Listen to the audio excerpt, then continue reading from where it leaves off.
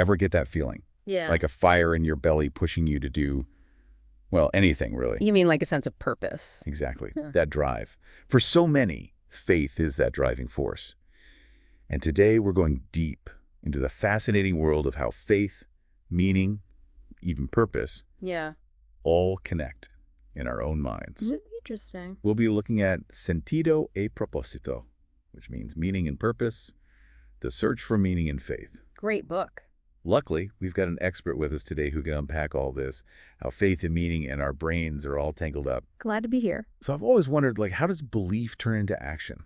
Like, what's the mental process there? Well, that's where cognitive psychology comes in. It helps us see how our thoughts, even beliefs, end up shaping how we feel and what we do. So kind of like a peek behind the curtain of our own minds. Exactly. And recent research, there's a study from this year by Martins and his team. They found some pretty cool stuff. Oh, It all comes down to cognitive schemas. They're like mental frameworks, filters for how we see the world. okay. Cognitive schemas. Now that sounds kind of technical. Think of it like choosing a restaurant. You see Italian, you crave pasta. Someone else had a bad experience, they avoid it like the plague. Those are schemas built from our experiences, and they affect everything, choices, reactions, everything. So how does faith play into these mental frameworks?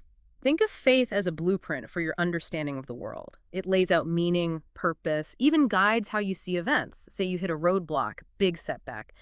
If faith is your schema, you don't see failure, you see a test, maybe a redirection, even an opportunity. Wow, so it's not just about believing, it's about having this mental framework that changes how we handle tough times. Exactly. This framework can be like a buffer against mental distress. You believe in a larger purpose, it gives you stability, hope, even when things are uncertain.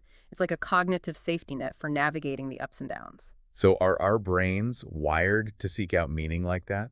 What's fascinating is that our brains seem to crave purpose. It's not just philosophical, it's deep in our cognitive makeup. And faith, by giving us a why, a reason, it satisfies that need. This cognitive safety net idea, it really hits on that feeling we all have, wanting meaning, wanting to belong. Absolutely.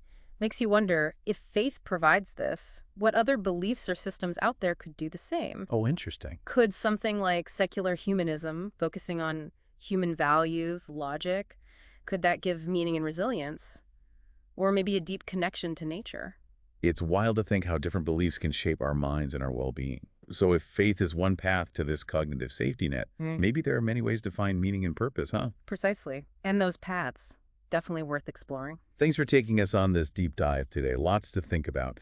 And for our listeners, thanks for joining us on this journey into faith, meaning, and the amazing power of our own minds.